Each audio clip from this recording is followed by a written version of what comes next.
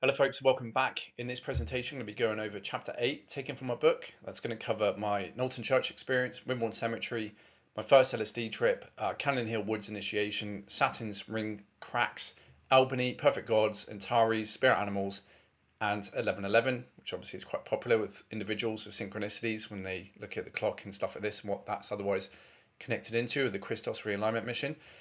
Before I dive into this chapter, I just want to quickly reference another important point in synchronicity in relation to the tribulation and this tribulatory period we're in under the book of Revelation, given the great sun in heaven, as we covered in chapter 7 with Scorpio, the tribulatory period, the Hethlon-Hetharos cycle, and the kind of metaphysics and physics relating to this separating of the wheat and the chaff, and the two timelines of the anti-Christic and the Christic mathematics in beings who are aligned with those two different timelines that we're seeing kind of hashing out now at the moment, given the kind of end times conflict drama that is, we're at the beginning of the end or near the end of the end actually, with what's out picturing, given this invisible war drama, that there's also a tool that's referenced in farming, because obviously back then we know a lot of the allegories around during the Christ period were kind of linked to the technologies with what was around at the time to relay some of these stories of what's otherwise can be translated at a more higher physics and metaphysical terminology and vernacular.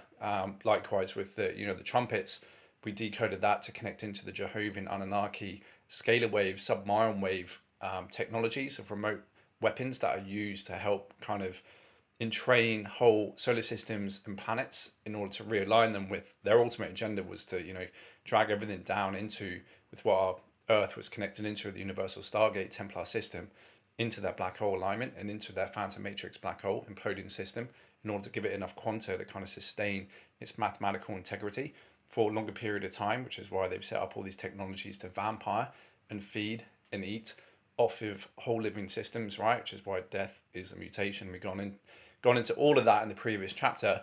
I'm just going to read from my book relating to this kind of tribulation period and this tool that was used, which is really quite interesting, that really does explain what is happening now at a deeper energetic level. So I write, it is interesting to draw on this supposed theme of suffering that leads to a time of tribulation, which we have already ascertained is certainly the period we're in, and something I've come to experience firsthand, where the English word tribulation is derived from the Latin word tribulum, which is literally a thing with teeth that tears, which was a heavy piece of timber with spikes in it used for threshing the corn or grain. The tribulum was drawn over the grain and it separated the wheat from the chaff. As believers experience the tribulum of tribulations and depend on God's grace, the trials purify us and rid us of the chaff. With what we covered in the diagram showing the beast implant symbols under the Forbidden Testaments of Revelation lecture by Asher, we can see how this can also link to the separating that is occurring through the cycle of energy now underway within our universal system. Okay, so I just wanted to add that in there before we kickstart with chapter 8, which is really quite interesting. And like I said, even back then they knew what was coming, because they knew the stellar activation cycle was going to start in 2000 based on what's happened in the past. There was a bottlenecking of the drama with what they wanted to achieve, and they knew obviously with the technologies, time is non-linear, that there is at some future point this split that is happening, that's described as separating the wheat from the chaff, right, in this book of Revelationary period that we are certainly in. And like I said, I think it's been a little bit more extended, but we're already seeing it happen at a conscious level, an energetic level, ever since really I think 2020. But 2001 was obviously where it started, but for me the axe fell, and you can see this kind of divide happen with what outpitched in 2020. And I think going forward 2032 is certainly going to be, I think by that point everything's going to be said and done. How it's going to look like, I have no idea. Whether people are actually going to disappear and actually be able to take their body through Stargate interdimensionally and just kind of disappear from those individuals who are kind of still stuck in this timeline, hardwired to the timeline of the fall, which is the whole Occupy Mars movement, transhumanist movement, venerating these false gods under Trump, Musk, and all these other characters that otherwise aren't teaching anything about this level of information with our true history, races, agendas, technologies, and universal Stargate Templar system. Now, so come back into this chapter 8. Knowlton Church was around, I think, June 2018 was again where I had another entheogen experience, where I was with Alistair Crowley Jr. And by that point, I'd already come into the information of like how Saturn was this greater malefic and a force of evil, given the hexagon storm at the North Pole, these rings symbolizing like it being spellbound with the technologies being used, that it's kind of like a fallen planet that had been plugged in and interfaced with the Apollyon black hole matrix technologies, right, that connected into the Jehovah Collective, the Black Cube Matrix, etc., that they're using to siphon a lot of energy from this plane and, you know, imbue the rites and programmings of blood sacrifice, all these kind of satanic rituals that and wars and stuff like this, that I went ahead and bought a replica of the Lord of the Rings ring, as you can see there, that Sauron war. Given the fact that, you know, the Lord of the Rings, especially under Tolkien, kind of allegorized this battle between the forces of the sun, the Christ, and the forces of Satan, which is Saturn, and Earth being right in the middle between these two celestial bodies, right? Hence the Battle of Middle-earth, and Earth being very important within this Universal Stargate Templar system, as we've gone over, being Universal Stargate 3, and still connected into Eartha, which is Earth's higher counterpart, and M31, from which our whole galaxy fell from. That this ring, for me, because I had, like, obviously going through my birth chart at that time, Saturn was kind of very prominent in my chart, and it was otherwise very well aspected to other planets. It was like in trines, and it was, you know, it was singing, it was very happy where it was. So I had a lot of power of Saturn coming through there in my chart that I knew I had to work with, but also work with kind of dispelling the evil influences of Saturn and what that's connected into on a deeper level, that obviously later on I came into find it's connected into Anteres, the Universal Stargate 7, Galactic Stargate 7, right, and how that's connected into the Jehovah Anu Elohim with their Phantom Anteres, right? And so I donned this ring, I bought this ring and donned it on my middle finger, which is also the ring of Saturn too, the finger of Saturn in palmology, in order to kind of like get a feel for this kind of energy through this sphere, because I knew it was like the king or the prince of this world, right? In order to embody it, feel it, get to understand it a little bit more. Obviously, I was doing it from the side of the Christ in regards to, you know, wanting to work towards knowing thy enemy, doing a bit of intel in order to help dispel it.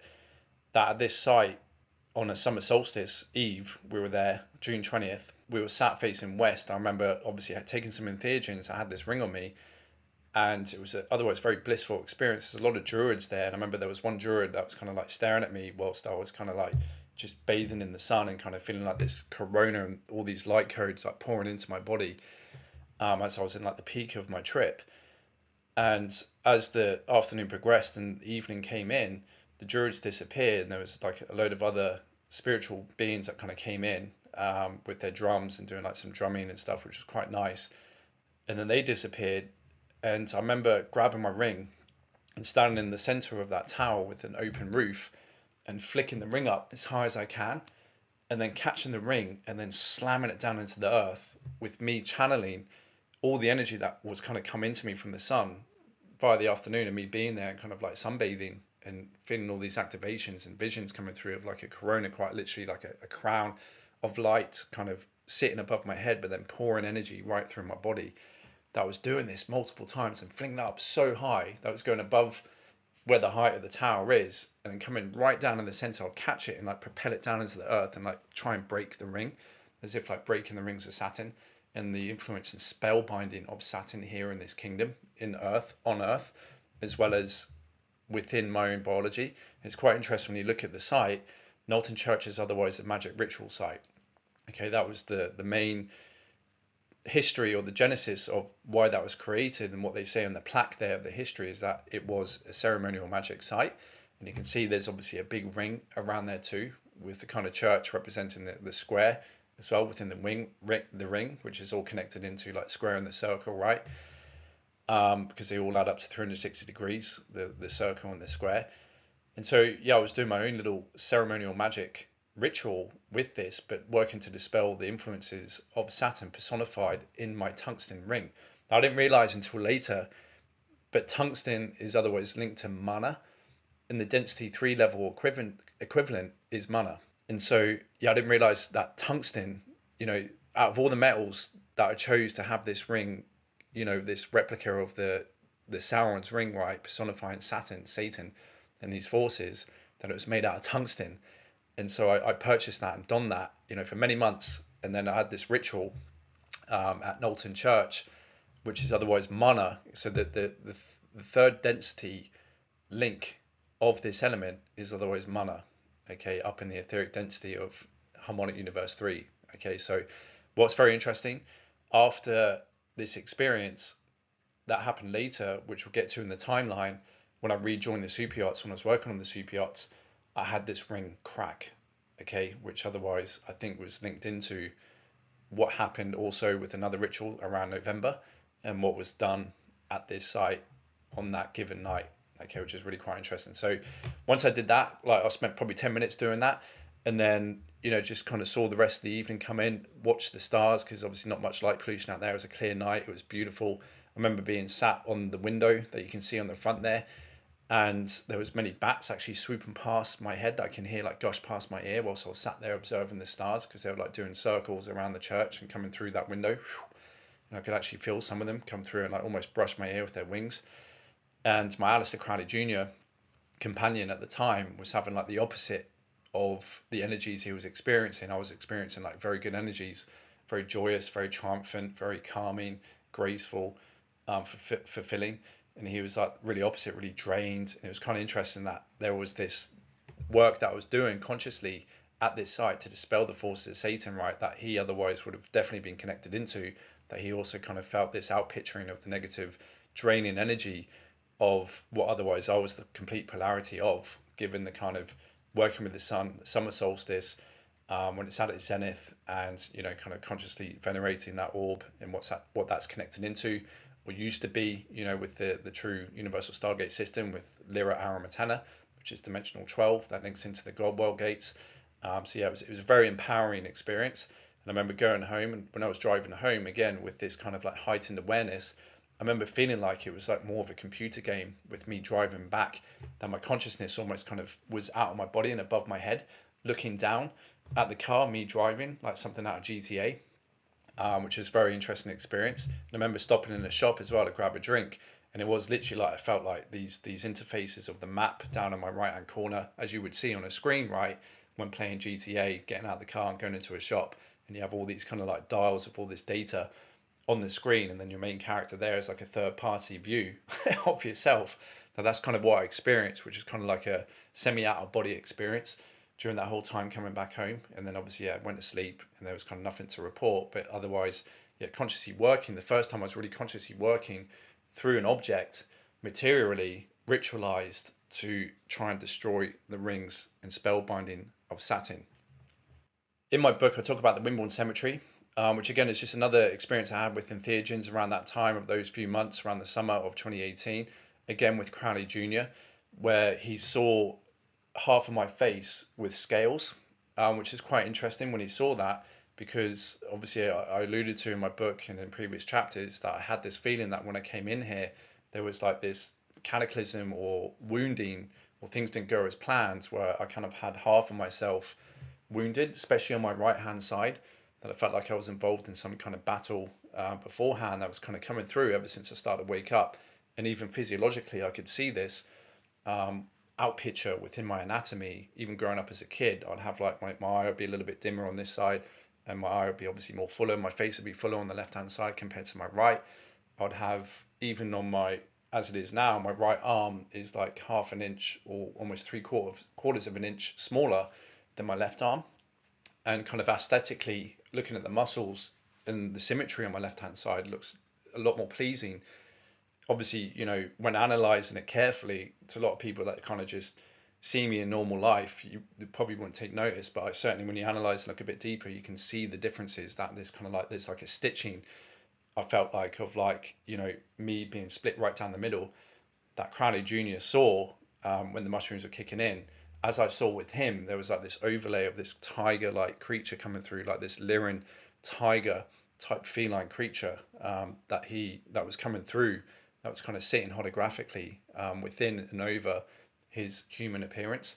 And then he said the same when I said that to him. He said to me, "Oh, I can see like you're split right down the middle here, and I can see there's on your right hand side, which is the side where I was wounded, I can see these scales." I didn't ask whether they were like reptilian or fish scales, but he just said, "I can see these scales," right? Which is really quite interesting experience that we had. And otherwise, after that, we went up to the cemetery, which again was kind of like an initiation in and of itself in regards to kind of like combating that fear of cemeteries linked to, you know, ghosts and spirits and stuff. That certainly on the mushrooms, it gives you a lot of courage. And I wasn't really, you know, I wasn't afraid, but I went in there nonetheless, like during probably 10 o'clock, 11 o'clock, it was, you know, dark. And we jumped the fence and we were walking up there. And I remember walking up there, there definitely was a few entities around because I kind of seen at the corner of my eye as we're walking up this hill where all the gravestones were, that there were these entities like following me and walking alongside me, right, a few times. And I kind of just caught in the corner of my eye, and then I turned and they kind of disappeared. And ended up going to the top of the hill, and we see that there's obviously a new burial that's happened maybe a week before, so it's all got fresh flowers and it's still like a mound. And he went over, Crowley Jr. being, you know, Crowley Jr. basically peed on the grave. And when he did that, I remember there was a crow going on for like probably 5 to 10 minutes before that, like rah rah rah rah, whilst me and him were kind of sat down just talking, and me kind of like, you know, enjoying the feeling of the high and getting this feeling that this is my last lifetime here. I've completed a full circle. I'm Pisces. I've gone through the, you know, the whole 12 cycles, whatever, the incarnations here, and I felt like, yeah, this is definitely my last lifetime. I'm heading out after this. And yeah, after that, we got up and left and went towards this new grave. And that whole time, there's a crow going like, rah, rah, rah, during the night. That kind of really annoyed me. I was like, what is that doing? What is it trying to say? Like, just bugger off. I was trying to like send it messages like, please go away. You annoy me. Anyway, yeah, as he peed on the grave, there was this, the crow kind of disappeared.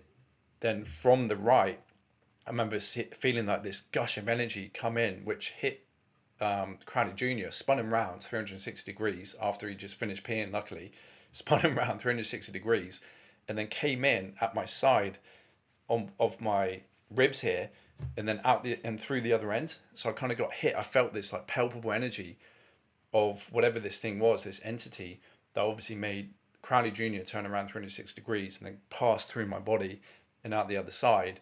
And with it, obviously, yeah, the crow kind of disappeared as well, which kind of, there was like a huge shift. I was like, whoa, yeah, definitely like had an experience of actually witnessing and feeling subtle energy from an entity, maybe linked to the grave, maybe the person who had died, right? Otherwise coming over and making Crowley Jr. spin around, and obviously me feeling it pass through my body. Whether it was obviously annoyed, probably was at, you know, Crowley Jr. peeing on the grave.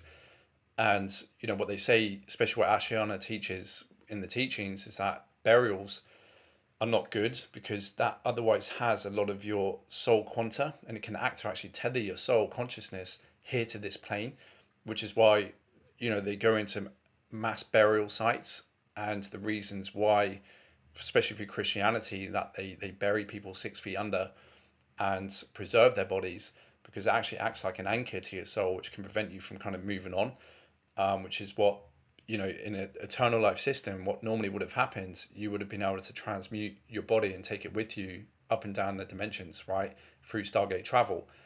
If you aren't able to do that, what would happen naturally was a bardo process where you'd actually, your consciousness would leave your body. And then what you do with your seed atom, which is located in your Azarea, I think, is you would activate it, which will then actually naturally cremate the body. Okay, and then obviously as the mutations came in and things that have been done with us, with our inability to activate more of our DNA to be able to pass our bodies and transmute them, transfigure them, to take them through stargates and, you know, ascend that way, we obviously had to develop a way of getting rid of the soul quantum, releasing that soul quantum so it can come back into our consciousness so we can then move on, that we obviously cremated bodies. Okay, so the most ideal way of dealing with that is to cremate and not to bury, because burying can act like an anchor to your soul consciousness, which is why obviously these evil forces have done what they've done with venerating burials compared to cremation, especially during ancient, you know, our modern history. There's been a lot of ancient burial sites, which obviously, again, was the site of one initiation, which is at Cannon Hill, that I'll go to in a minute. But so that Wimborne Cemetery was quite interesting. And then not too long after that, I had my first LSD experience, which again kind of like gave me an inside look as to the nature of our reality and how fluid it really is once you start kind of activating and tapping into these substances that obviously rearrange and maybe unlock higher senses biochemically within your DNA. That I took it one evening when I was in Bournemouth, again with Crowley Jr., and we were just, I think, by the beach, and it was around probably 7 p.m. and it probably took about an hour, again 2 hours to dial up. And so I did it, and we're just kind of there chilling at the beach, having a chat. Then we started to make our way back into town, and I remember queuing up to go into a nightclub because I thought, well, it'd be good to experience the lights, the sounds, and everything else on this kind of high. That wasn't really kicking in until I was waiting in the queue. And then when I was waiting in the queue, obviously we had to get security cleared and go through like a metal detector and stuff like this and empty our pockets. When I went to grab my phone to empty my pockets, that's when I started to feel this kind of like mergence of the waveform reality of our holographic time matrix, which I've otherwise taught in quantum physics with this waveform particle universe, that I felt like my fingers and hands were kind of merged with my phone. And so I was trying to put the phone down, and it felt like it was part of my hand. So like these atoms had merged and became one with me. And I felt like the whole moment I was doing this was like time was super slow, but I managed to obviously go in. It was probably only me experiencing that time warping and not the security guard, but he obviously let me in because I was thinking, looking back, I must have been like pretty out of it. He must have known I was on something. And so I walked through and then pick up the rest of my stuff. And this is when it really started to kick in. I was like, oh, okay, here we go. And this is when I realized this is a lot stronger than the mushrooms that I'd been taking. But I thought, okay, obviously the intent is always the same: work with my higher self, unlock my higher senses, seeking the truth, and then obviously being protected and all this.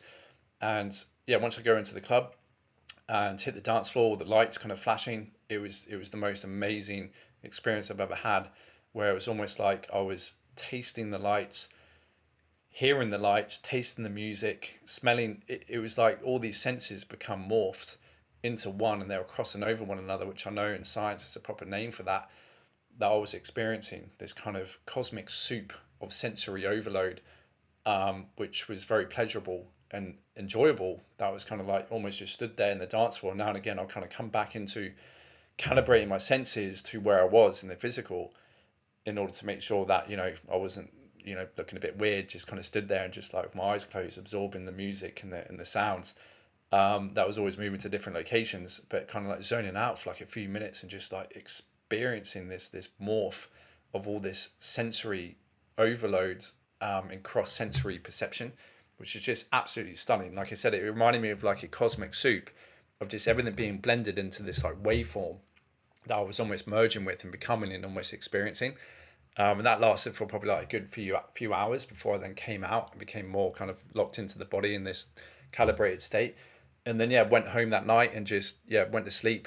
And otherwise, kind of woke up the next day just amazed by the experience. And obviously noticed with the LSD, it's a lot longer lasting compared to the mushrooms. Mushrooms are kind of like an 8 hour long trip. You get kind of like an hour to 2 hours to hit the peak, then you get maybe 1 or 2 hours at the peak, and then 1 or 2 hours until the 8 hours is over for like a long kind of dial off as your body gets rid of the substance after all the interactions and biochemical interactions in your body.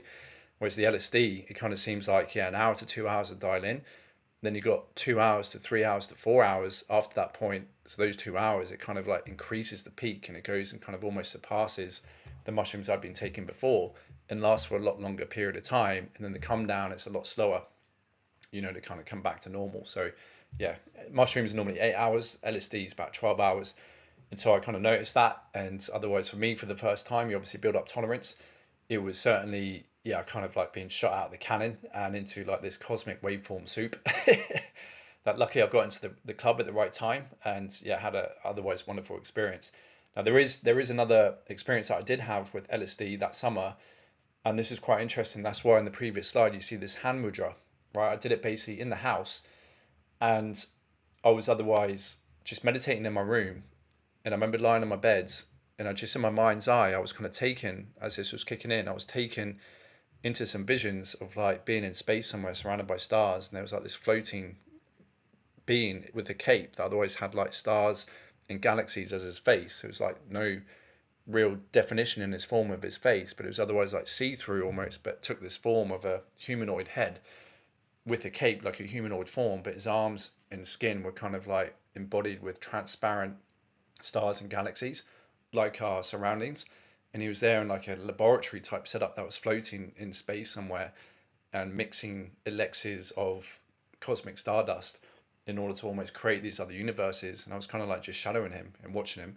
And I kind of got this vision of this like emerald stone that was really important, that was kind of held in this like interdimensional, really highly sophisticated chamber, um, with a stand that was kind of protected. And then I remember getting this kind of image and download of a dragon, and how the human anatomy, if you look at it, is almost very similar to the dragon. And I kind of got this pitch, this message and this imagery of how humans can shapeshift into dragons and how dragons and humans are connected, which I found quite interesting. And I know there's obviously a lot of movies and TV shows that kind of show this with human form and humans being able to shapeshift into dragons. We obviously got Satan, can shapeshift into a red dragon that actually I had witnessed. Obviously Satan, obviously not being in human form, but kind of like an Anu Seraphim form of bipedal goat legs, which is some of the Brahma races spliced with the horn entities of the bull, which again is Brahma, but with human forms. It probably ties into the Fatali, but otherwise linked to maybe the Anu Seraphim, which we'll get to later, dissecting more of when I actually had that encounter in 2021, I believe that was, where I saw him. And otherwise, yeah, kind of connected those dots with like the anatomy of the human form and the dragon form, which is really quite interesting. And I remember coming back around from that meditative state, coming back into the body after being in my mind's eye, and this kind of little trip that I went on, this journey that had my hands like this, right above where my solar plexus was. So I was thinking, maybe that had something to do with me, with where I was in terms of being able to project my consciousness into these experiences and visions that I had with this particular being, making these like mini galaxies in his laboratory, and seeing this green stone, and then getting and seeing these kind of messages and images of humans being able to shapeshift into dragons and the connection to dragons with humans. So that was quite interesting. And then so what happened after that was in the afternoon, I think, where I was staying, I was in my father's house, and my father had a partner, and I came downstairs, the partner came home, and this was around, I think this was actually, yeah, end of summer, so it was getting dark pretty early, and it was probably around 5 or 6 o'clock, and the sun had set, and I knew it was dark outside, and I was kind of like coming down off the trip, off the high, and I came downstairs, and I remember being downstairs, I felt like my vibration was still very high, frequency was very high, and she was there in the kitchen. It was all open plan downstairs. You've got the lounge room and the kitchen right to the right, so you hit the bottom of the stairs. And so anyone who's coming down to the bottom of the stairs, if you're in the lounge room or the kitchen, especially where she was and the counter actually facing my way, I remember just seeing her and watching her put together dinner, and she didn't see me. She didn't clock that I was there whatsoever. And I took another few steps, and even though she was like, she would have been able to see me in the periphery, I was thinking, oh my God, I'm invisible to her. So whatever, I'm not too sure what happened with obviously my vibrationary state after coming back from this, little experience with this vision and this journey, that, and given the LSD right that I took, I was kind of like, I don't know, invisible to her, which is really bizarre to me. But then I kind of observed this for 30 seconds and thinking like, she's got no idea that I'm here. Like I could probably walk out and she would have no idea. But I ended up saying hi. And when I said hi, she kind of like startled and kind of like almost dropped, I think, the knife that she had in her hand. She's like, oh my God, she scared me, as if like it literally came out of nowhere. So that was quite interesting to experience that. And I just said, oh, hi, how's your day? And briefly chatting, I said, I'm just going to go for a walk. Because that's why before I went downstairs, I remember obviously after the trip coming back into the body, I looked out my window and I started noticing in the house off the back of our garden had all these weird lights going off in the room. And this is what started me noticing weird lights going off in random rooms ever since for many years. That's obviously, I write about in my book, which we'll get to later, I believe is linked into some interdimensional interplay that's going on through these TV screens and black mirrors that might be acting as portals, that sometimes when you see a lot of lights going off, it is normally linked to these TVs, but there's times where it happens more often than not that catches my attention, that's otherwise linked into something that's going on interdimensionally that leads to certain synchronicities. For me, that certainly was the case in Albany, as we'll get to, that I went for a walk to kind of see like, where is this house? I want to see where the entrance is. That's what triggered me to go out and get some fresh air and just have a look at where's the entrance to this house. I want to find out where it is. I want to see what's going on with that, because the lights going on and off like really weird, and it caught my attention. Given that obviously my senses were heightened, and especially with the sight, I was very sensitive to light. As soon as I opened the door, there was this woman that walked past. It was a schoolgirl coming back from school, I assume, because she was obviously dressed in, I think she's probably like a teenager, no more than maybe 15, 16 years old. As soon as I opened the door, it's like right in front of my face. I was like, whoa, that's weird synchronicity. So then I closed the door and I come out and I look to my right where the girl's walking, and I see in a car parked, a few cars down for towards where she was walking, in the back seat, right in the middle, a girl look at me and go like this. Because I knew down there was basically down the end of the road and to the right was basically where the entrance was for me to find where this house was with the funny lights going off. And so I looked at it and I was thinking, that's weird. Then I kind of looked the other way, then I looked back again, and I can see the girl just disappeared in the back of the car. All right, so whatever this being was, it was a projection, it was an entity. She was waving me to go this way, and I thought, okay, well, that's a bit weird. So I kind of got a bit freaked out. And so I decided to cross over the road, right? So I crossed over the road. And then once I got to the other side, I looked back to see where the girl was walking. And I can see that she'd stopped to get into the house about 2 or 3 doors down from where I was. I was in a townhouse, so it was all terraced houses. And as soon as I turned around to look, and she was obviously getting her keys out of her pocket to get into the door, I had this really weird sensation of tingling again happen around my kind of 10th chakra, right, the capstone chakra, that then connected into her, that made her spin around 360 degrees. That I felt this connection, that somehow there was like this quantum entanglement at a distance, right? This spooky entanglement, spooky action at a distance, as Einstein says, right, in quantum theory, that I felt this, that was connected again to my 10th chakra, that it otherwise turned her around 360 degrees. And then she obviously then got her key and then opened the door and quickly rushed in. That I was thinking after that, oh my God, what is going on? And so I kind of like turned around and then just walked towards the park, which is my destination. And then as soon as I walked into the park, it was a big open park. Right on the other side of the park, I can see there was like this really weird light that all of a sudden came out of nowhere. Then even to this day, looking back in my memory, what I swear I witnessed was a being and his dog and a really bright torch just walked through a portal. Then she just come out of nowhere, and all of a sudden started walking in a diagonal where I was walking that intersected me. And as I was seeing this, I was thinking, oh my God, that guy just literally come out of nowhere. He's got a dog, he's got a torch. I've just had this weird thing with this girl getting into the house. I've seen another apparition in the back of that car waving me. I came downstairs and obviously, I couldn't be seen for like 30 seconds. I was kind of in like another interdimensional zone or bandwidth of my frequency that couldn't be seen. And this guy, I'm walking towards him and I was like thinking, what's going on? Oh my God, just stay, keep it easy, just stay cool, stay cool. And as he walked up, he goes, oh, it's a nice evening, isn't it? I said, yeah, it's not too bad. And that's it. But I was kind of like almost thinking like, I want to ask him, I swear you just came out of nowhere, but I wasn't too sure, given me still processing what was going on. So I just kind of left it, but it was very suspicious. And looking back, I'm pretty sure it was kind of like, as a result of me having that experience, whoever this being was, he might have been triggered to kind of like just keep an eye on things and keep an eye on me as to what just happens, right?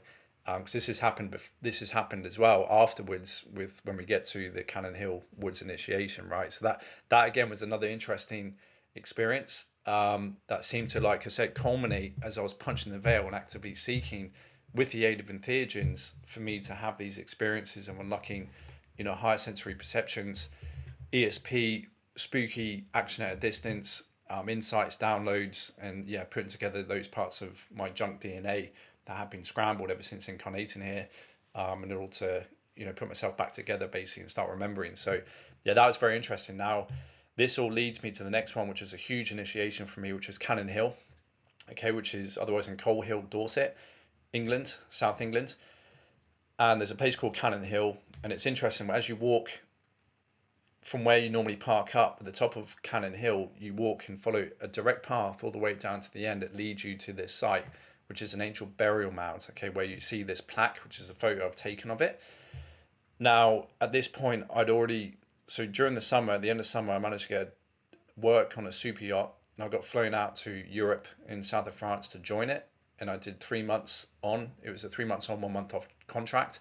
So that first 3 months that I was on, I was obviously working and getting to learn the ropes, so to speak. And we spent, I think, a lot of time towards the end of the trip. They were going into dry dock in Barcelona, and that's when as soon as we got there, that's when I then flew back home to take my 1 month off. And obviously me during that whole time was processing the things that have been going on that year ever since my awakening, doing more research. Whenever I had spare time on the boat, on YouTube, watching Santos Bonacci's presentations, doing my own research with other things. And as soon as I came back, I knew, right, I've still got some mushrooms. I want to go and do another experience. And so I phoned up Crowley Jr. And I think it was around mid-November. This is when I came back towards the end of November. So it was like probably around 21st, 22nd November, Scorpio season, that we decided to get together. It was otherwise, I can't remember what day it was, but it was otherwise on a full moon. Okay, back in 2018. And so I go pick him up at his place. He lives in Coal Hill, and there's literally a 2-minute drive from where we parked the car. And we grabbed some mushrooms, we took it, and we started a walk down that path, which normally takes 10 minutes, and it's a straight line. And it's almost as if you are walking on a cannon.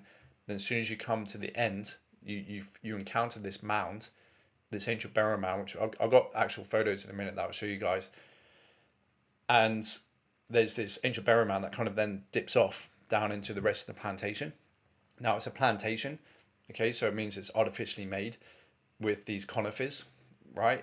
And so oftentimes a lot of people go there hunting for mushrooms during that season as well, with Amanita muscaria popping up there now and again. That's obviously quite rare, and that's otherwise used in entheogen experiences and linked into Christmas and stuff as well, which we'll get to in later chapters. So we got there, and I remember walking, and as the mushrooms are dialing up, this was 7 grams of mushrooms I took this time, which was the highest amount linked into so-called heroic doses.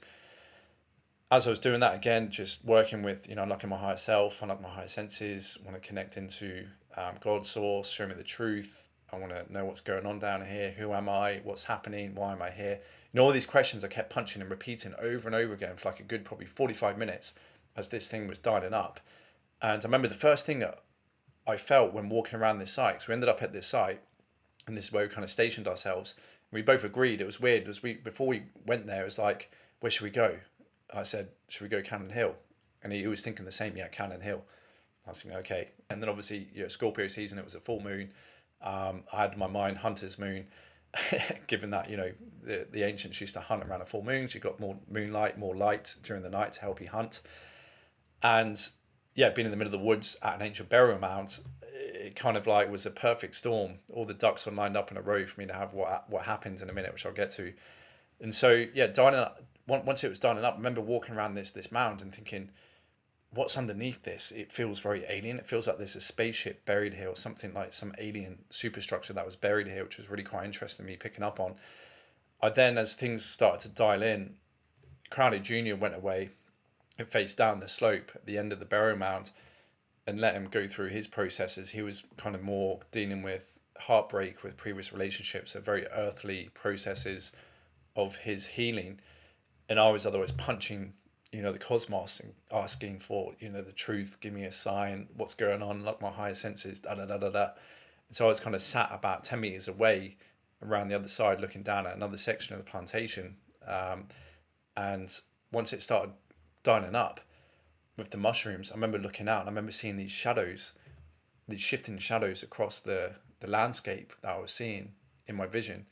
And I was thinking, that's weird. And all of a sudden I felt this presence behind me, and I kind of looked behind me, and sat on a bench was these 2 individuals, male and female, that just came out of nowhere, that were kind of like dressed as normal humans, right, in trousers and jackets. They otherwise can see their kind of silhouette, but couldn't really make out their faces because it was very dark. And I was kind of like then turned back around and thinking, oh, okay, there's something shifting here. There's definitely a presence here. And I remember looking back and they just disappeared. And I was thinking, that's when I realized, okay, I'm getting up. And I went up and I went over to Crowley Jr. Crowley Jr. was otherwise kind of like crying and rocking back and forth. And he was like processing, purging a lot of these kind of like emotions from this breakup. And I remember sitting next to him. And I said, mate, there's something here. There's something going on. I've just seen some weird stuff. I'm picking up on some weird things. And he kind of was like, oh, what are you doing? So he was a bit annoyed because obviously I've knocked him out of his trance of him processing what he was going through with healing that the mushrooms were showing him. But as that happened, I remember seeing right down the bottom of the hill, these 2 orbs appear, right? And we'll get to that in the next slide because I've got images of this. So yeah, as I sat down and I looked down the bottom of the hill, these 2 orbs appeared. And they appeared like as if a car pulled up and there were these 2 massive headlights on full beam shining through the trees. And I remember nudging Crowley Jr. said, oh my God, what is that down there? You see that? What are those lights? And as I said that, and he kind of clocked on and recognized them too and went, oh yeah. The two lights then just shot right up to the side of us, to our right hand side, and went round the side of the mound and round the back of the mound. And as I was watching them and tracing them up, they were kind of like perfectly separated. So they obviously shifted and followed one another.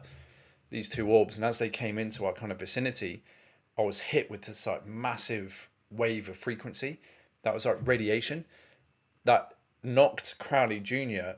out of his compos mentis state, and it was almost as if like I became tipsy, like almost drunk in frequency, that I was a bit disorientated when I was hit with this presence of these orbs and the energy that they were bearing and came with it, that I managed to turn around after obviously seeing them go to the right hand side of us. I turned around fully to see where the man was, as you can see there on the left hand image, and there was a being dressed in black walking from right to left with bald head, looked super pale and almost looked like a Voldemort type entity, or otherwise the entities that are linked with the beings out of the knowing, who are kind of creepy looking but very pale, but otherwise hiding like, you know, pure light etheric beings, like liquid light beings, before they kind of pick up the kid. If anyone's seen that movie Knowing with Nicolas Cage, it was quite interesting. And it just walked. It walked from right to left, right round the side until it was out of sight again. And I kind of just caught that as I kind of then turned back round, kind of reorientated myself after being hit with this like massive shift in frequency, that I was then kind of thinking, oh my goodness, like what is that? I need to get out of it. And I remember shaking Crowley Jr. and I realized that he was literally rocking back and forth and kind of like breathing really heavy, but his jaws and cheeks were really relaxed. So he was kind of almost spitting saliva out every out breath and sucking it in every in breath. And his eyes were in the back of his head. And all he can do when responding to me was saying, hello, hello. And he was like rocking back and forth like this. And I was thinking, oh my goodness, like what is going on? So I remember standing up, and like I said, I was still a little bit kind of tipsy from this frequency hit, but I managed to get my bearings and then walk around to the other side of the mound where the plaque was, where I'd left my water bottle, grabbed my water bottle, kind of sipped on that and came back round and looked, and I couldn't see the being or the orbs anywhere. Came back round to Crowley Jr. and can see that he was still there, and I kind of shook him. I was like, mate, we need to get out of here. We need to get out of here now. There's like some weird stuff going on. Need to get out. I need to get out of here. And I couldn't really lift him or carry him because he was a big fella, right? 6'5" or something. And he weighed like over 100 kilos. And I was thinking, oh my goodness, like what is going on? Like there was a huge shift. And what it felt like for me, that I was like suspended almost in like another dimensional overlay of where we were. And this started to play out because as I left him, I was thinking, I need to get out of here. So I'm not too sure what's going on. And this is just really weird and bizarre. It's pitch black. It's on a full moon. We're in Scorpio season. We're in the middle of the woods, right by an ancient burial mound. I'm thinking, what am I doing? So it was definitely an initiation, right? And I remember walking back. So I remember it's a beeline. So it's so easy just to walk straight back to where the car was parked. And I thought, right, I'm going to get in the car. I'm going to have some signal. I might be able to suss out what's going on. I just felt like I need to get out of here. So as I started my journey back towards the car, again with this kind of like feeling like I was suspended in this kind of like interdimensional labyrinth that was now overlaying where we were, I kept seeing the orbs pop up in between the trees, to my left, to my right, right in front of me, and they were probably like a good 30 meters away, right? So they weren't very close, but I could see them, and they'll pop up and then kind of appear between the trees, then move to another location, then just disappear. And they kept popping up, and there's a representation of this down below, an image I found on Google that was kind of very similar. And some of them will, sometimes they'll pop up as one, but most often they'll pop up as two, as I saw the two as they came up. I only saw one being with these two orbs. So whether there was two beings, I'm not too sure, possibly. Each orb, when you go into the works of the teachings, you can, with orb form, that's how we normally travel, right, interdimensionally, with your Merkaba and going into orb form, that you pull yourself up in your whole atomic structure, etheric atomic structure, into an orb to then remanifest itself again. The fallen angelics can certainly do this too, which I believe this may have been linked into certainly some of the fallen seraphim races, right? Because like I said, this entity looked very serpentine, like Voldemort. And we know Voldemort and Harry Potter is linked to the serpent as well. So it kind of got that kind of Luciferian vibe about it, about this entity, like a dark magician kind of, very powerful entity that can obviously, go into orb form and remanifest itself. That kind of, I don't know, maybe based on where we were and the timing, the alignment, and the kind of frequency that I was tapping into, given the mushroom ceremony, they might have been alerted to that kind of presence here at this specific site, which might be a site of interest for them, given the ancient burial mound and what may be underneath it. that it triggered them to kind of come out and see what was going on. But then obviously prior to that, I had these two beings which looked benign. They looked like normal humans. The encryption behind them sat on that bench, then looking at me, and then me turning around and them disappearing again when I re-looked. That was bizarre. And that obviously was linked to maybe the two orbs. I'm not too sure, but it was just certainly a really bizarre experience. And I remember just trying to get out of there. But I remember the first time I attempted just to try and stay straight, I actually ended up coming back to the same point of where I started, and I saw Crowley Jr. there again at the ancient burial mound. I'm thinking, oh my goodness, like what? I'm stuck in some kind of like maze, and I can't get out of this place. This is so bizarre. And then obviously, given the full moon and me thinking about Hunter's moon, full moon's linked to Hunter's moon, I had this play out on my head too, and I was thinking, I'm being hunted. I'm being hunted here. That's what's going on. These orbs like hunting me and like toying with me. And so you can imagine I was just like, I need to get out of here. So I tried again. I tried to, shake Crowley Jr. to snap out of his trance. Couldn't. He was just saying hello. Looking back, I was thinking maybe they were using him to try and communicate with me, given the fact that they were probably too high in frequency to kind of meet me in person and communicate, and that's their way of doing it. I'm not too sure. I can only speculate. So then I try a second time, and I remember coming across, seeing the backs of these houses, but it felt like I was suspended like an extra, I don't know, 100 meters higher than what it normally is, like when you're there in the daytime, seeing the backs of these gardens. And I tried to like run over to them, but there was all these brambles in the way that were like giving me pricks and cuts that was stopping me going down that way. And I was thinking, oh my goodness. So I just kept going and kept going and kept going. And I had my phone. I managed to use the torch on my phone, and I just didn't pay attention to the orbs. I felt you just got to keep going. Just got to keep walking, keep walking. Do not go back to the same point. Just try and stay straight. Obviously being like almost felt so disorientated, like drunk in frequency, literally with these orbs being around. And it wasn't until when I got to a point where I used to use a pathway that was linked to where my auntie used to live. I used to come up and play with my BMX with my schoolmates back in the day. That there was a massive plaque. There's like a massive stand that has like a map with other notices about, the forest and the paths and stuff that's going on from the council. And I remember seeing, oh my God, yeah, okay. And it says, you are here. And I looked, and it was like, oh, the road name. I recognized the road name. And as soon as that happened, to the right of me, the pathway opened up, and I actually saw an exit of where the road was with the lamps and everything. And as that happened, there was a being that came walking up with the dog, again in a really weird flashlight that had 3 lights within the flashlight, which was like a little triangle. Okay, that was otherwise I'd also seen in Star Trek with the kind of torches these guys carry, which is otherwise linked into the front cover of a Freemasonic manual that's linked into these kind of like secret brotherhoods, right? That as soon as I walked past, it was as if I manifested out of nowhere, and it startled him, and he kind of just said, oh, all right, hi. And I kind of said, oh, all right, kind of had my hood up, and I just walked past him because I was like, I need to get out of here based on what's going on. But I reckon as I went to the street, I saw there was a couple of vans there, and I believe he came out of one of the vans, and there was another guy, a few guys in the van, like looking at me whilst on the iPad or something. They were looking at me and kind of like really paying attention to me as I kind of walked out. And the whole way back I was walking, I had like many individuals in weird cars and vans kind of pull up, drive past, and like look at me. And I was thinking, oh my God, I just need to get back home. What was going on? And I remember as I was walking back, I picked up the phone to phone Crowley Jr. again, and he picked up this time, and there was someone else with him. And he said that there's someone here, and I can hear all this rustling. He said, can you come back? Can you come back? Where you gone? I said, mate, you need to get out of there because there's some weird stuff that's gone down. I'm heading back home. You need to get out of there. He's like, oh, there's someone here. There's someone here. Then I heard it. The phone hung up, but I heard all this rustling, like rustling the clothes as if he's been like dragged or picked up. But he was able to still answer his phone, but then it kind of hung up. And then he phoned me back like a minute later. And then again, the same thing's happening. He's like, where are you? Where are you? There's someone here. There's someone here. Then it kind of hangs up. I can hear this rustling. I'm thinking, oh my goodness, what is going on? Is he getting like abducted or something? So I phoned my mother, thinking that, well, I need to at least let someone know that I love, right, my family, what's happening in case something happens to me if they come and like take me. And so I remember phoning my mum when she was waiting to go into the cinema, having something to eat. And when I was explaining to her, I had like all this weird frequency pitches in like interdimensional stuff that otherwise I wouldn't pick up on in this calibrated state, with all the signaling and other kind of like what's we're having this conversation.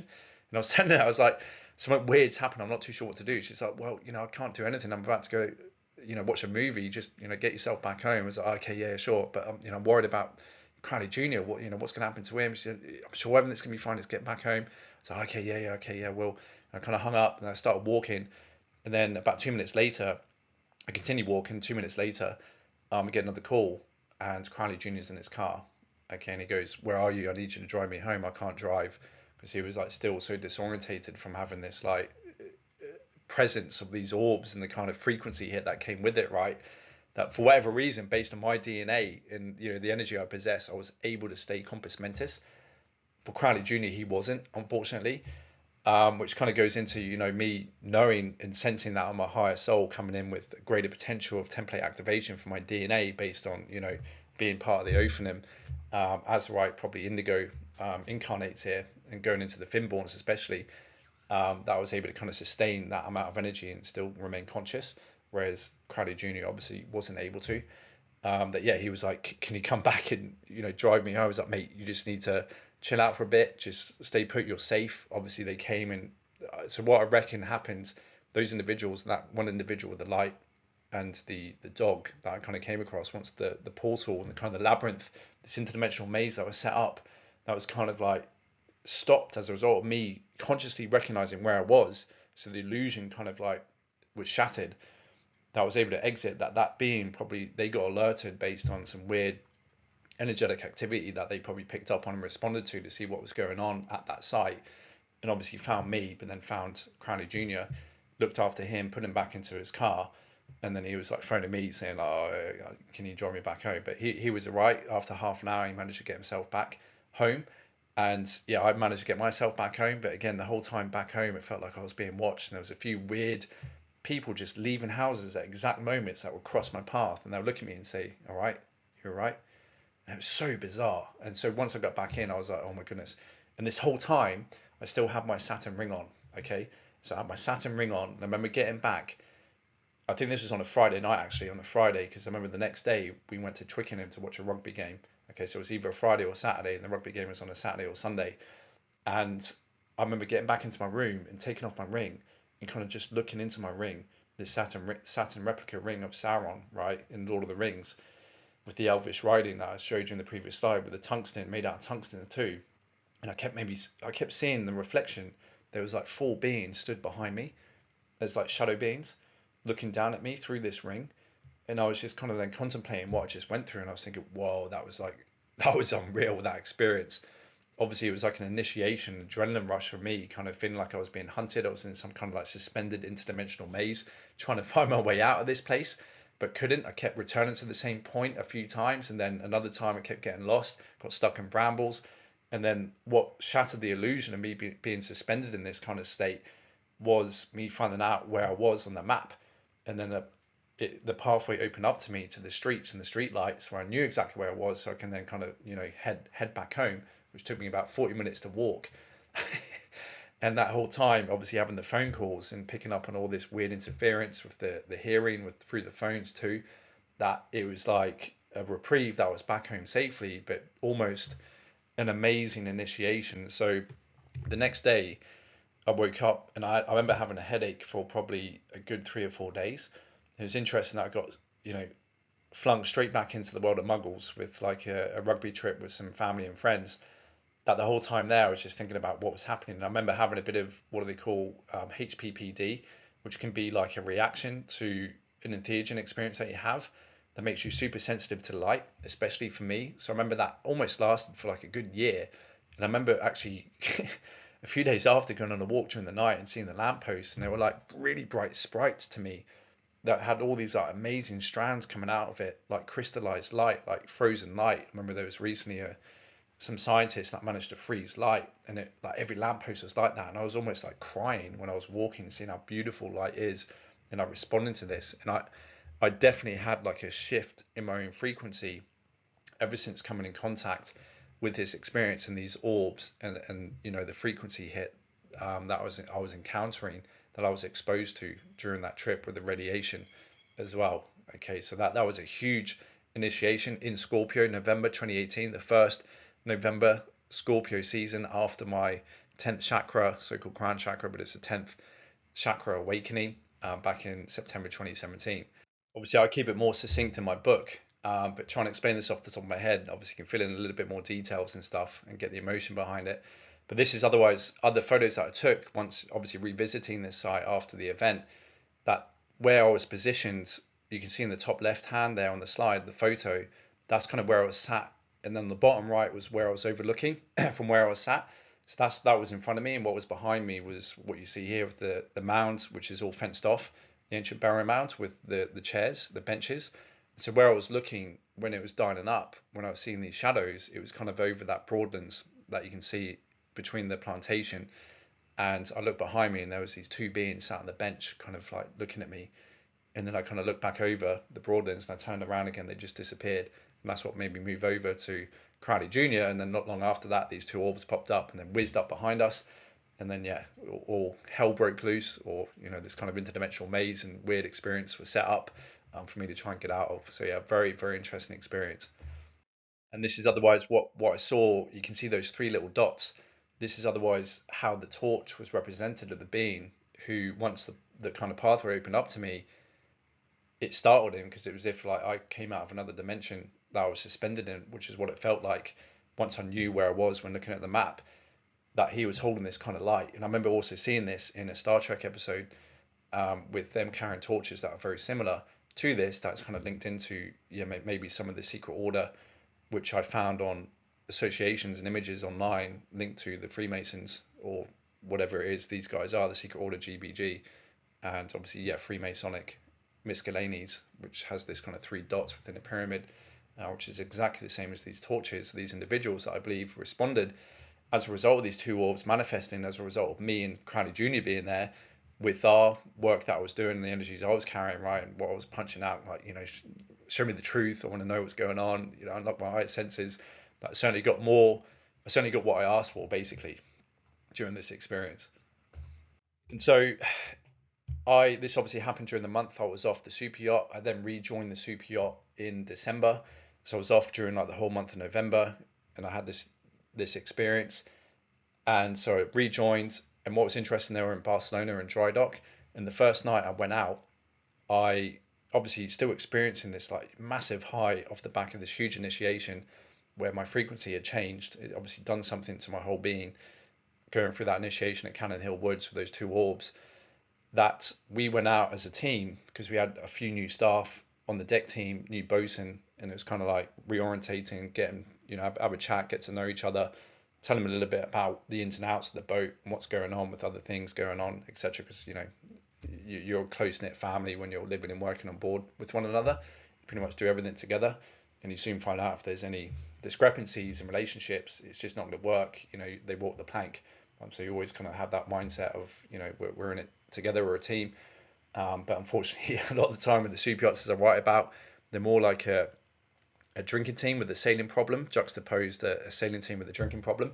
And so we're having some drinks, and I knew at this point, I was still developing and working out that I need to look after my body, and I was drinking a lot less, and kind of making that transition through this, and the entheogens especially teaching me that you must look after your temple, your body, and understanding that concept of what I was learning with spirituality from Seven Boma and everyone else that was coming across. And just the innate knowing as well that you need to look after this temple. It's the house and temple of your soul consciousness. It's in repair, and that's the process we need to do, is to put ourselves back together, right, to activate and anchor more of our consciousness in higher selves. That we went out and the beers were flowing, and I was feeling it, and I was feeling pretty good. It's the first time in a while that I kind of had a big drinking session. The boys all ended up going home. A few followed me into a nightclub. I carried on, as I normally do. I always used to be the last man standing, nothing to be proud of, but I was just able to stomach a lot of alcohol. And yeah, ended up staying out on my own, and I was meant to be on deck the next day at 8 a.m. I managed to get back to the boat, I think around 7 a.m. And everyone was there having breakfast, and they're ready to get back on. They kind of look at me thinking, "You're going to be all right?" I was like, "Yeah, fine," because I did do this before when I was on super yachts previously, back when I was 19, 20 years old. And I thought, yeah, not a problem. I'm just going to jump in the shower, have a quick bite to eat, and I was pretty compos mentis, right? But otherwise, I did feel a little different with this drunkenness than prior to the drunkenness I had prior to the experience of the two orbs in Cannon Hill. And it turned out I also got my phone nicked from me. Okay, so I believe I might have been laced. One of my drinks might have been laced with something, because I went to the cabin and I tried to get myself ready, and I just laid down for a split second and I fell asleep, and I didn't come back around until 3 p.m. Okay, and the boys apparently were trying to wake me up to get me on deck. Obviously, being away for a month and only been on the boat for 3 months, like trying to make a good impression and keep my job. And they were like, shaking me, and apparently all I was doing was laughing and pulling the duvet back over me. And so when I came back round, it was about 3 o'clock, and I remember being like really groggy, and the cabin was dark, and I kind of just stood up, and one of my cabin mates came in, and he just kind of looked at me with disbelief, like shock, horror, but also amusement. And I was like, "Oh, mate, what's the time?" And he kind of just like laughed, and he looked at his watch. He goes, 3 p.m. I was thinking, "Oh no!" I was like, "You kidding me?" He just kind of like gobsmacked. He's like, "Yeah, mate." And I was like, "Oh no, shit." And I basically was like, "What are they like? Are they angry, mad, stuff?" He's like, I was like, "What happened?" He's like, "Mate, yeah, we tried to wake you up, but we couldn't. You kept laughing and putting the duvet back over you." And I looked behind. He said, "You were sick." And I looked behind. There was a massive pile of sick on the side of my bed on the bottom bunk, luckily. And I was like, "Oh my god, I feel so bad." So I kind of cleaned myself up and cleaned the sick, and went tail between my legs with the first officer, sat down and said, "I apologize, it's never happened before, it will never happen again." And you just kind of gave me a slap on the wrist, gave me 2 weeks worth of watch, which meant that I had to stay on board the boat, couldn't go out, to be security during the night and stuff. And I thought, okay, yeah, no, yeah, I appreciate that, thank you, because I know I work hard and stuff, and it was a one-off.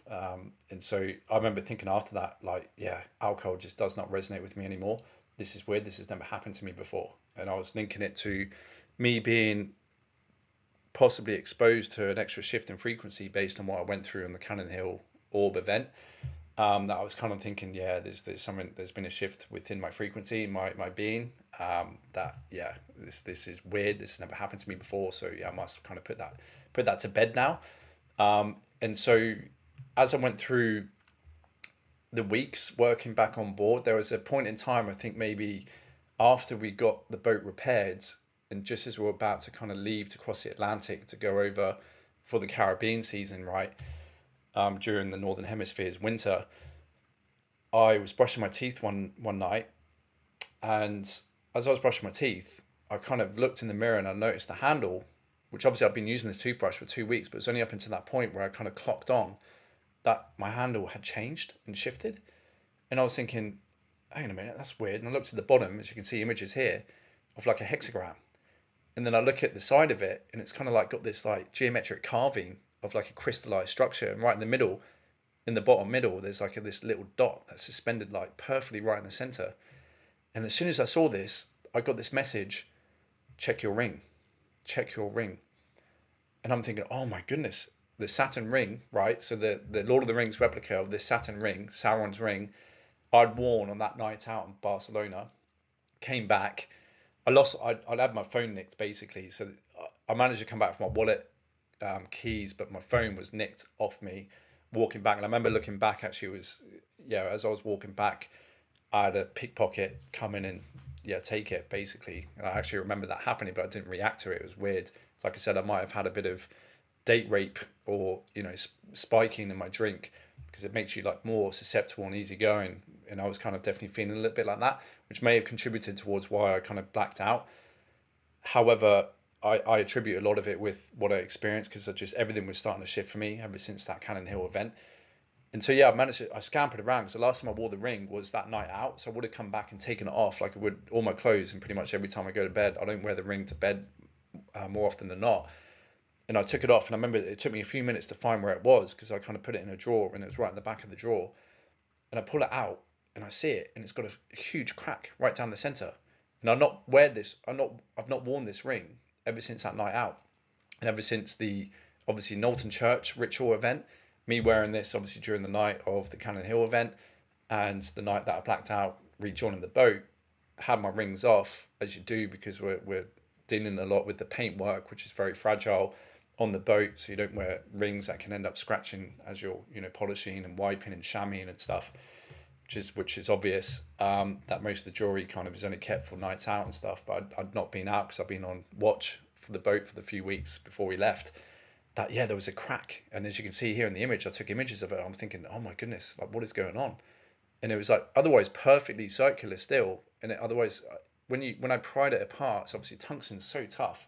It's such a tough, heavy metal, one of the toughest heavy metals down here, found naturally, that it was a complete hairline crack, right? Which you can't really see there, but if you continue down where the divot was and the little chip on the outside, when I pried it apart, there was a clean gap. So it's a complete clean hairline fracture right down that end, with a chunk missing on the surface and on that edge. And so obviously then was thinking, like, when did this happen? This obviously happened because I wore it out that night when I came back to the boat in Barcelona. And I remember having it on me. I didn't get in any fights. I didn't punch any walls. I didn't have any damage to my hands. So this is an energetic phenomena. And so whatever maybe happened when I blacked out, from that point, 2 weeks later, when I came across my toothbrush looking the way it is, something happened energetically to carve my toothbrush, which normally, if you look at normal toothbrushes, they're just kind of like mundane, smooth, nothing to look, nothing to see here. They're not as fancy as this. And my ring, obviously something happened energetically that was left as markers for me to lead me into my ring to see that Saturn's ring is cracked, right? Which is fascinating. And so when I told Crowley Jr., I was still talking to Crowley Jr. at this point, and I messaged him, showing him a photo of this, and he sent me an article, which will show in the next slide of this. NASA research reveals Saturn is losing its rings at worst case scenario rate. And so I was just kind of like, I was just thinking, wow, okay, thank you, that's confirmation. And it's kind of like almost looking back, it was like innately me following the reason why I came here for the work that I needed to do to get done to fulfill my mission, right? Was certainly personified with my intent ever since waking up of working with trying to destroy the influences and forces of Saturn in this realm and in my life. That this was confirmed through like a scientific article that was released literally days, I think it was days before I got in touch. So it was around the same period, December 17, 2018, that this was going on when I rejoined the boat. Remember, I had a month off in November 2018, came back 2 weeks later, I came across this. And so, yeah, around 17th of December, this was released before me finding out about the ring and my toothbrush, which was so bizarre, again, because that got the hexagon. Hexagon is connected into Saturn, if we recollect, under the previous chapters as we've gone through the Black Hole Matrix. That the scientists, the NASA published this just to confirm for me that this series of synchronicities with me working with this ring and consciously working to try and disband the forces of Saturn, right? So yeah, very interesting synchronicity. That otherwise, again, connects into the whole Anu Elohim, Jehovian, Saturn, Anunnaki, Anu Seraphim, and the Night Intruder Resistance, and the Fatali now using this infrastructure and technologies to try and, bag, tag, and drag as much quanta into their black hole 4 alignment. And, the reasons why things are so malevolent, and certainly is this kind of force of evil, which is emanating and influencing a lot of the satanic practices here on this planet. That was a stunning series of activations. So I can't really explain, but only speculate. There must have been some energetic shift that happened probably when I was blacked out that resulted in that marking being left, which obviously I found out 2 weeks later after I blacked out when rejoining the boat. So go figure. That's very interesting. So after crossing the Atlantic on the boat, this is a few photos from the super yacht that I was on, called Ecstasy. It was one of Roman Abramovich's old super yachts that he sold to another fella. You can look up online who that is. And this is where we were docked up in the harbour in a place called Albany in Bahamas. And so obviously the whole time we were there, again, I was researching, studying, doing the work. Luckily, the boss is living on board, so there was no temptation to go out or be in that position where I had to say no to the guys to not drink, which I managed not to do the whole 4-month stint that I was here on board the boat. And so I was researching, obviously reflecting on my experiences and thinking, like, what is going on?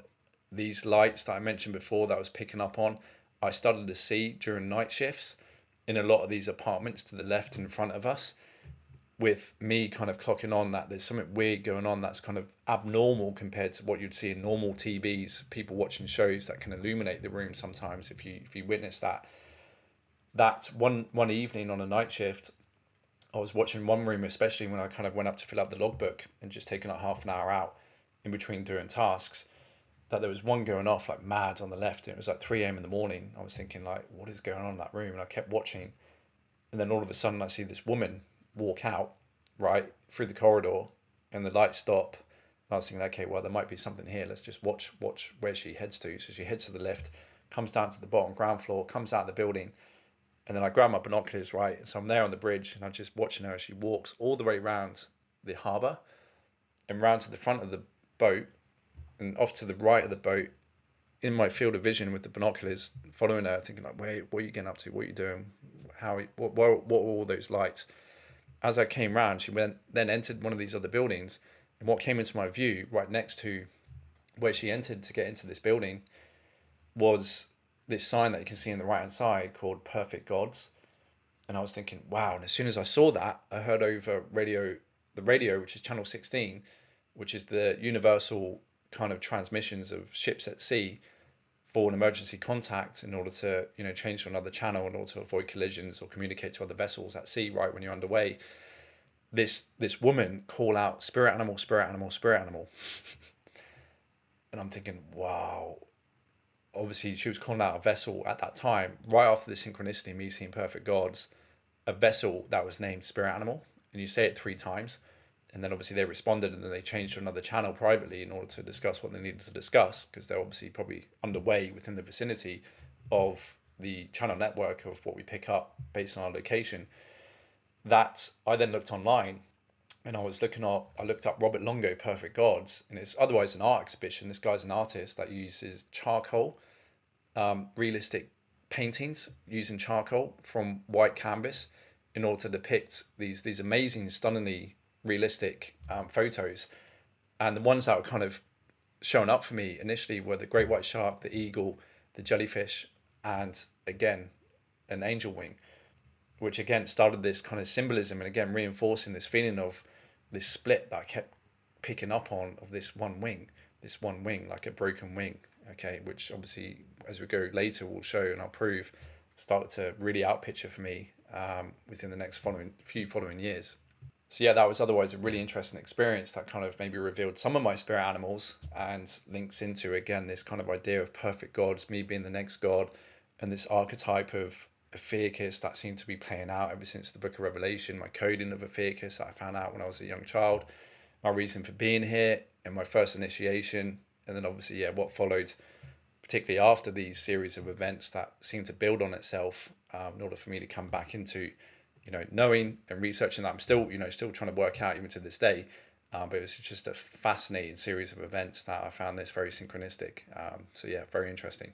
So there was also this vessel called Anteres that was birthed about 2 berths down from us, as you can see in the images here, that left. And the following night, there was a new vessel. The following day, there was a new vessel that came in its place called 1111. Now, prior to Antares leaving on the last night shift before it left the next day that I was on, I remember seeing a being that was on the bow of the boat, kind of stood quite prominent, stood directly at me, kind of staring at me whilst I was doing some work on the boat, scrubbing teak during the night, about kind of 10, 11 o'clock. And I kept looking over and looking back, and he kept like kind of looking at me and then looking down on this like iPad type device he had that kind of illuminated his face. He had a cap on, otherwise trousers and jacket. And he was there like for quite a while, a few minutes. And I kept kind of looking every now and again whilst I was scrubbing the teak, doing some work. That he was kind of like clocking me and looking at me and observing me. And there was one time where I just turned around and then turned back to look, see if he was still there. And he just disappeared. And the whole time that was happening, the A on the Antares signage, it was illuminated like you see here with the 1111, was flickering on and off as if to depict like some kind of energetic interference with that being around on that vessel. And I mean, I did witness during certain nights prior to that, without him being around, that the A was flickering on and off, but it was certainly amped up and more frequent with him being there at the bow of the boat that I witnessed that night. That previous nights it was still flickering on and off now and again to kind of get my attention. That obviously all connects into this Scorpio, Antares, all the initiations I've been through, right? And so yeah, he just disappeared. And so I was like, where did he go? Because the boat wasn't that big, and I otherwise was in a vantage point where I could see pretty much anyone on the boat on both sides if they just disappeared and walked back towards the entrance, the main entrance into the interior of the boat, which is around the stern of the boat. He was around the front. So I would have been able to see him. That probably would have taken 10 seconds to walk right? So for me, last seeing him and then turning my head, it was only for like 3 seconds. Then looked back again, it just disappeared. And so that was really interesting. And obviously, then what happened the next day? This boat 1111 reappeared in its berth and replaced it, and it was kind of like confirmation for me again with the kind of works that I had been doing. That later on, when I came into the MCO AMCC teachings, gave more credence as to what it's connected into when related to the grids of the Earth. Okay, so I'll just read now from that, which I put in my book. So according to the MCO AMCC teachings, the 1111 is tied into the axiotonal line 11 and ley line 11 with Stargate 11 in Vela Pusey, England, and its corresponding 11th Q site in Ireland for drawing D12 frequencies and D12 activation into Stargate 11 in order to sever the NDC grid Nibiru Wormwood Battlestar link at Stonehenge, NDC standing for Nibirian Dyadic Crystal, the checkerboard matrix Nibirian remote scalar transmission point, and realign Stargate 11 to a natural 12 code pulse. This mission to reclaim Earth's grids is known as the 1111-1212 Christos Reclamation Mission, the divine commission previously attempted by Jesus, John, Miriam during the Christ story, as we'll get to with the three Christ story, King Arthur, Guinevere Knights, the Cathari, the Native Americans, and numerous other Margie Grail Line races throughout history since the 25,500 BC Luciferian rebellion. This all connected into the reason I was moved back to the UK when I was 9 years old, and my awakening and initiations near the grids of Stargate 11 in the UK, which was no more than an hour drive from my location in Dorset. It was no coincidence looking back, and the work I was doing was assisting in this mission without a doubt in my mind. So yeah, very interesting to see how that all connects in with the grids. As many individuals who kind of are waking up have all confessed that they've seen a lot of the 1111 synchronicities, or the 1212 especially. At least now it gives you another lens and interpretation to consider what that's otherwise connected into on a planetary and universal level that is also corresponding with certain DNA activations, which might help explain the reasons why you may be here. Likewise for myself, it certainly gave more explanation, particularly with the work I was doing, kind of mostly subconsciously at that point, before coming into this teachings, that I was led to do. That was like just innate when I came online, that I knew I had to kind of start working with disbanding the forces of Saturn here, the moon, the black cube, Yahweh, wormhole, Alpha and Omega order, and everything that connected into that. Obviously, later came into a more detailed explanation, no thanks to the freedom teachings, the guardian materials. All right, so yeah, very interesting series of events. Chapter 8 is my first kind of full initiation in November. I had a series of interesting experiences. Knowlton Church, Wimbledon Cemetery, my first LSD trip as well, that unlocked extrasensory perception, and a few other things that I detail obviously in greater depth in my book that we've gone over, but certainly shifted my frequency quite significantly in order, ever since that Cannon Hill Woods initiation event, which led to Saturn's ring cracking and all these kind of synchronicities that were confirming, this kind of mission that we're on, that I certainly felt like I was on and fulfilling, in regards to almost like this being led subconsciously, like by my higher self, that I kind of just knew what to do, but didn't have like the full details, and I was just doing it, which obviously connects into this Ophiuchus archetype, and how, again, interestingly, Antares popped up, which is the heart of the scorpion, and at the center of this phantom connection to the Jehovah Anunnaki, especially with obviously what we've been through, the United Intruder and Resistance. A lot of them are banded together. There's obviously certain factions that are running their own Dominion quests, but there's a deeper level, certainly at the moment, with the Fatali kind of utilizing all of the fallen angelics, who are like the worst of the worst, the big hitters of the fallen angelic side, who have come to the forefront and kind of pretty much using all of them now, and all the technologies and external creation to fulfill the agenda of this end times final conflict drama. So yeah, very interesting. Thanks for listening. I'll see you over in the next chapter, chapter 9, where we'll be going through my Easter 2019 rituals, which is linked into Notre Dame Cathedral fire, Beelzebub, the three Christ story. Okay, so we're going to go into that, which is very important to dissect and consider. The crucifixion as well, looking at a new lens as to the crucifixion from an ET scientific point of view, with what it's been done, what it stands for in regards to the symbolism, what's been done to our anatomy. The heliocentric versus geocentric, tropical and sidereal astrology, and the age of Aquarius. All right, so yeah, thanks for listening, guys. As always, stay safe, stay sovereign, and I'll see you in the next one. All right, ciao for now.